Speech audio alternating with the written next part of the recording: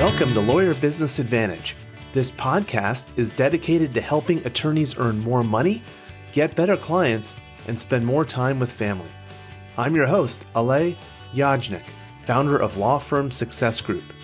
Smart business guidance for small law firms begins in 3, 2, 1. And it's my pleasure to welcome to Lawyer Business Advantage, Melanie Herschorn, founder and publisher with Big Impact Books. Melanie, welcome to the show. Thanks so much. I'm so excited to be here. I am really excited to have you on the show. I've heard great things about you. I'm a big fan of what you do personally, but tell me, why should attorneys consider publishing a book? It is the single greatest reputation building tangible item that you can have. Mic drop. Yes. Sounds like you've been doing this a time or two before. So an attorney might actually come back at you with that, and they might say, well, actually, the cases that I've done and the results that I've gotten from my clients are the single biggest thing I can do to build my reputation. Mhm. Those are not tangible. That was, I think, where I was going with that, because you would put the cases in a book and, all the amazing cases that you have won. And that is an even better way to show all the greatness that you have achieved and that you can achieve for somebody that you haven't even yet met yet.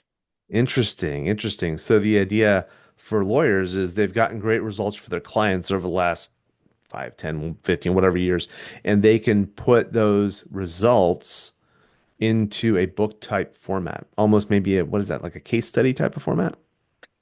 Yes, but we would want to make it more interesting. So the idea behind a reputation building book is that when you want to grow your client roster, when you want to speak on stages, get on podcasts like this one, get media opportunities, you want to have actual proof that you are an expert in your field. And that's what a book can do for you. It is a credibility booster. And when you put in information about the case studies, when you put in stories about your personal experiences, when you put in, you could sprinkle in a little bit about your magic and how you are unique and how you help clients do the things that they want to do, or you help businesses do what it is that they desire. All that rounds out to make an amazing book. So a case study in and of itself, it's nice. I don't know how exciting it would be to read. So this is something where you and I can jointly maybe talk to our audience of attorney entrepreneurs about this, because I suspect a lot of attorneys are probably thinking right now, well, of course, Melanie, no one wants to read about all my cases. That's boring. And I personally, as someone who works with attorneys, think the exact opposite. But I'd love to get what's your perspective on that? I think attorneys are brilliant and that what they do is fascinating, but of course they get desensitized to it. I think the important piece there is how you explain it. So if you use language that resonates with your ideal reader or your ideal client, that's going to make us stop and go, oh, wow, that's fascinating. If you're using a lot of legal jargon, then it might be less fascinating to a layperson. Yeah.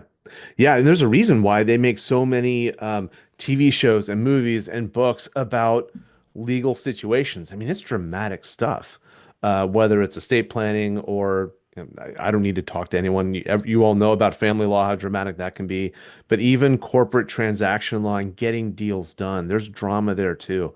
And to your point, attorneys may be desensitized to that, and they may be saying that I'm an attorney, I'm not an author. Um, and so, tell me a little bit about your approach and how you help attorneys take what they've done and put that into a really compelling book. So they may not be an author yet, but they have definitely written a lot of things all the time. There's a lot of writing as an attorney, and you have a lot of ideas as an attorney. So it's really just a question of starting with the basics, which is when I sit down across from Zoom or in person with a client, the first question is, what do you want this book to do for you? What's your ultimate goal? Because we have to reverse engineer that. So if your desire is to have a huge book of business with high paying quality clients, then what do we need to put into this book that's going to attract those people to you? So then we think, okay, well, how do we lay this out in a compelling narrative? And I don't mean, once upon a time to happy ever after, but unless that's, something that really jives with your practice area. But in general, we want to come up with the low-hanging fruit. What are people always asking that you're always answering over and over again? But you could really save yourself some time if you had it written in a book. For sure. And speaking of time, time is really important to attorneys. It's so precious and it's in such short supply. Thinking about a book might be really daunting to them. They may say it'll just take too much time. So I'm sure that's something you hear from attorneys quite a bit.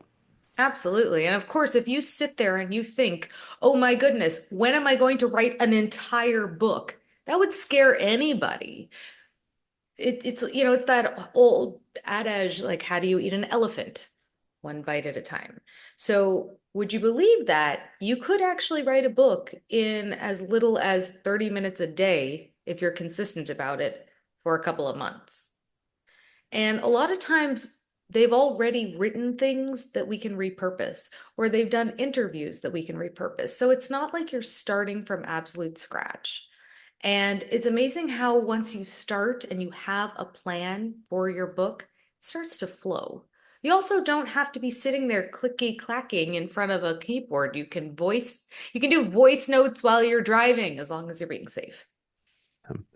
And with what you do at Big Impact Books, if an attorney did want to write a book and become an established thought leader and use the book to help them do that, we'll talk more about that in a little bit. But what is your approach in terms of holding their hand and making it easy for them as possible? And what do they have to do, and what does your team provide? Okay, so let me start with this. There's a lot of predatory behavior in the publishing industry, and I fell prey to it myself.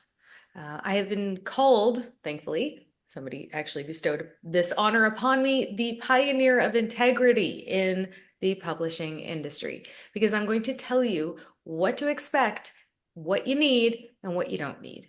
And there are a lot of publishers out there who will say, well, just publish a book, it's going to change your life. Just that's all you need to do. And Alay, from the conversation that we had before we went live, that you have a book and you know that if you don't do anything with the book, nothing's going to happen with it, right? So it's the same idea of you get a car, but you don't put any gas in it, it's not going to go.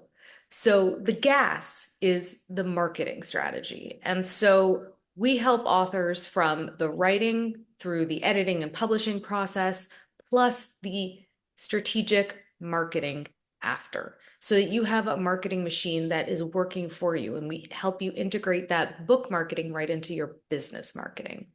And what does that look like? Bestseller campaign, pitching you to podcasts just like this one, and doing a press release and getting it out to the media, and then really showing you how to leverage the book to build your brand and your credibility and expertise.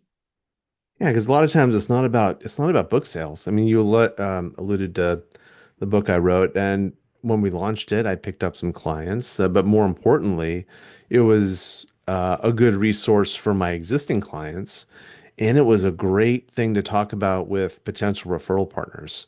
I could send them a free copy of the book. They can actually see what it is, that I teach and how I work with my clients. And I did have, a lot of folks coming up to me saying, "Hey, there's some really good insights," and always feels great to hear that, yeah, I used your book and I got some great results. Thank you, thank you, thank you. That feels fantastic. But there's a whole nother level to that. And I think that's what you're alluding to, Melanie, where they can really use that as a part of their strategy for thought leadership.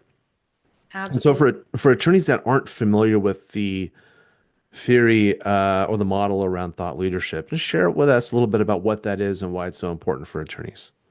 So being a thought leader, what does that mean? That means that you're standing out in your industry as somebody who's the go-to, right? That's what we all want. We all want to stand out from our competition and differentiate ourselves. And that's what a book can do because it isn't just a, hey, look at all the great information that I know. And it's also about this is who I am and why I am going to get the job done for you.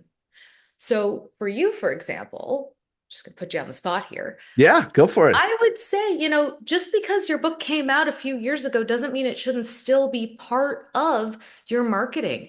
Your book, you can send it out to potential clients in the mail. And that makes such a big difference. People open their mail, they get excited when they get a gift. So if you have, a list of 10 people that are your dream clients and you send them a package with your book in there, they're going to take a look at that book, whether they read it or not. It could still sit on their nightstand.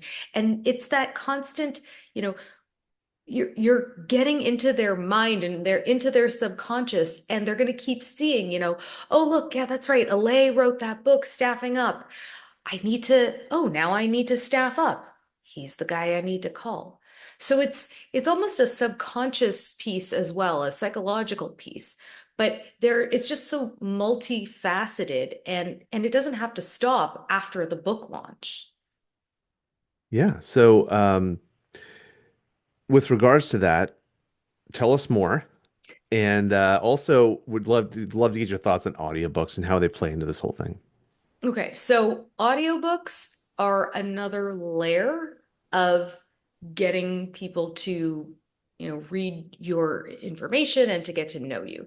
I always say that I wouldn't do an audiobook the moment that you publish your book. I would wait because then, in 6 months to a year, you get another thing to get people all excited about. But there are statistics that show a lot of people will buy two versions of the book because they'll want to keep reading it in quotation marks while they're driving, but they're also going to be reading it in bed at night. So it definitely adds that next layer of familiarity. It does. It really does. And the process, by the way, if you probably listening to this podcast, you probably haven't gone through it. The process of recording an audiobook is a ton of fun. So I suggest, if you're working with Melanie, talk with her about having you narrate your book versus having someone else narrate your book. There's pros and cons. And depending on your situation, it may be better for you to narrate it or it may be better for someone else to. But if you do end up doing it, it's an absolute blast. Um, but Melanie, how did you end up in this business and then focusing book publishing on lawyers versus all the other folks that are out there? It was so non-linear. You're gonna have to follow me on on this circuitous route. I started out in celebrity PR in Hollywood, and then I moved into journalism. I got a master's in journalism, and I moved to Pennsylvania, and I worked as a general assignment reporter. Planned to have a baby in a non-election year so that I wouldn't mess up the dynamics of the newsroom. And I got laid off when I was 5 months pregnant. And then I had to sort of reinvent. And I decided I was moving again. I moved to Phoenix, where I am now. And I thought, I could pay a nanny or a babysitter more money than I'll make as a journalist, or I could do something else. I had this desire to design and manufacture breastfeeding clothing.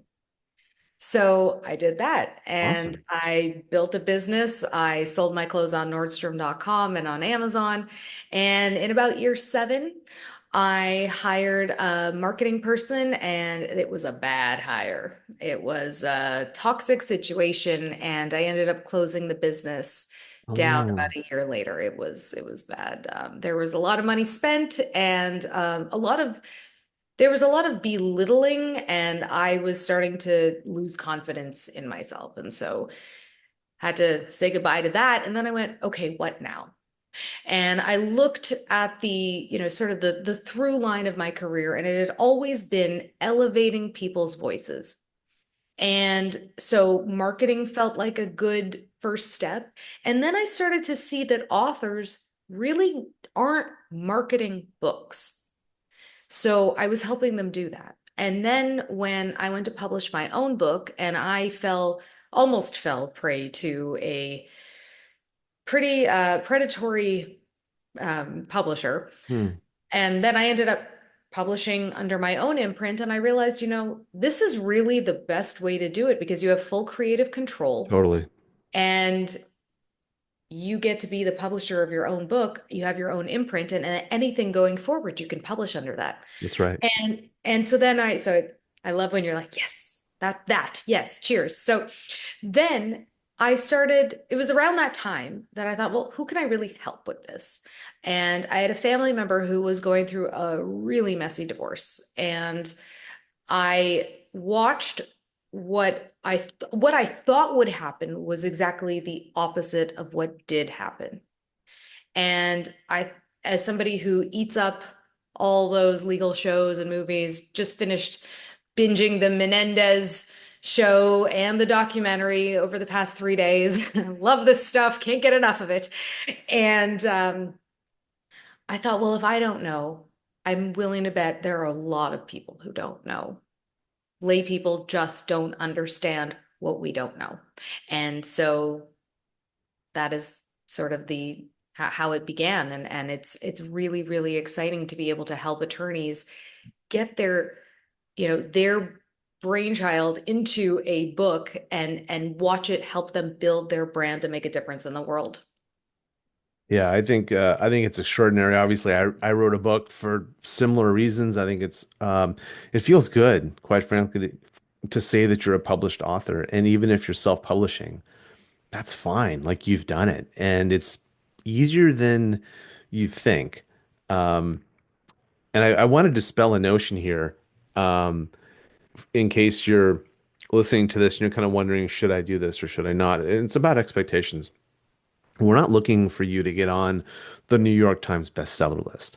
That's not the idea. So when a lot of people are saying they're an Amazon bestselling author, there's lots of ways to get that bestselling status. It's not nearly as difficult as you think. And it's not the New York Times list. Like that's something totally different.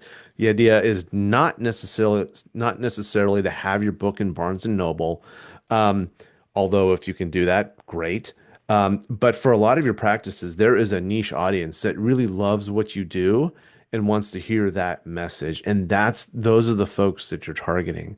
And by really demonstrating that, yep, this is the subsection of law where I am an expert and where I have delivered great results for my clients and documenting that in a way that speaks to your target market, that can really make all the difference. And as Melanie mentioned, it's a great selling tool, it's a great marketing tool, and it's a wonderful thing to have in your marketing plan as part of your marketing plan. It's not by any means the only thing that you'd be doing, but it's really cool. And Melanie, you and I want to talk more about this, but you probably already have those stories that you need to write your book, whether you've written them down as blog posts or you can scan your most memorable cases over the past 5, 10, 15 years. You probably already have that content. It's just a question of putting it down in the right format. And then taking it from there. And so, Melanie, one of the questions I have for you is, how involved do you get in guiding attorneys around the content creation process? In terms of creating content for the book or creating content for marketing. Creating content for the book, both the initial content, because it's so hard to start a blank page, so the initial content, as well as the editing. Okay. Um, we're right there, white glove service. I'm going to sit down with an attorney and I'm going to say, okay, let's come up with an outline for your book. And so then you can go back to your life and you can say, okay, I'm going to work on this part of this chapter and never go in order. When I worked at a newspaper, I didn't write the headline until the very end because you have to see where it's going to go before you can give it a giant title. So we are taking you step by step through the writing process. And then we also have editors. So I will be the initial editor, but I am not going to be the final editor. We have somebody who will do the line editing, which is because there's several types of editing. So there's the line editing where it's really about the language and turns of phrase and grammar and spelling and punctuation. And then when that's done, we move on to a proofreader to make sure that there are no annoying mistakes that you kick yourself after. I don't like those. And then we move into the publishing process. And so we publish it on the platforms where it needs to be. And we do a bestseller campaign and we get it out to the media and we get you on podcasts and we show you exactly how to repurpose the content in your book for your marketing forevermore. So if you're looking to, build a book of business and you want to do it in a way that's, I'll say, kind of fun. I mean, writing a book is really a fun way to go, and it's worthwhile doing. The way I wrote Staffing Up, and I realized I was teaching the same stuff over and over again. So the attorney analogy is if you're counseling clients on the same issue over and over and over again.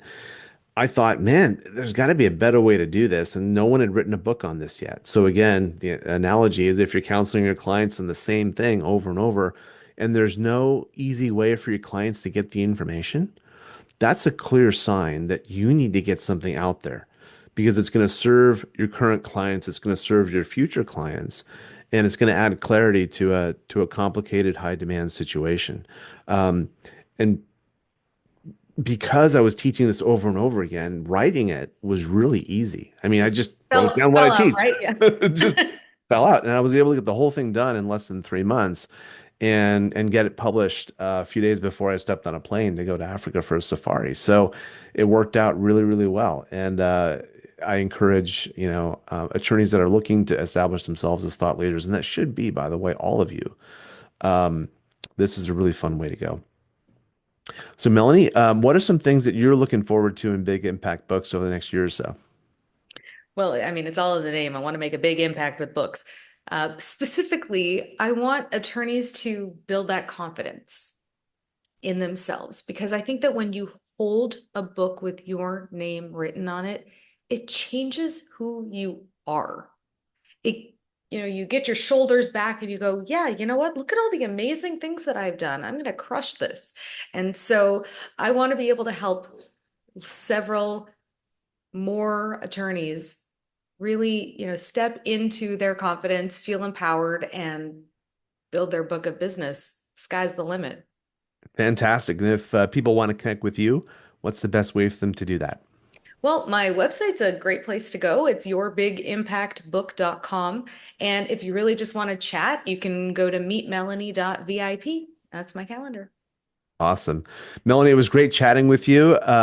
Thank you to our sponsor, Counsel CPA. If you're looking for someone to get a financial grasp on your books and your taxes and you own a law firm, Counsel CPAs are fantastic. So, Melanie, thank you so much for joining us again today. Love what you're doing and best wishes to you. Thank you. And that's a wrap for this episode of the Lawyer Business Advantage podcast. One thing that would really help both us and other new potential listeners is for you to rate this show and leave a comment in iTunes, Stitcher, or wherever you tune in to listen. And I want to hear from you, so connect with me on LinkedIn and let me know what you think of this episode. And if you are a solo or an owner of a small law firm and you're looking to earn more money, attract better clients, or reduce your stress, we would love to talk with you to see how we can help. Request your free law firm assessment by visiting lawfirmsuccessgroup.com. Again, that URL is lawfirmsuccessgroup.com. We look forward to talking with you soon. Thank you for listening. My name is Alay Yajnik. Until next time, remember, you can seize freedom, you can embrace happiness, you can build your perfect practice.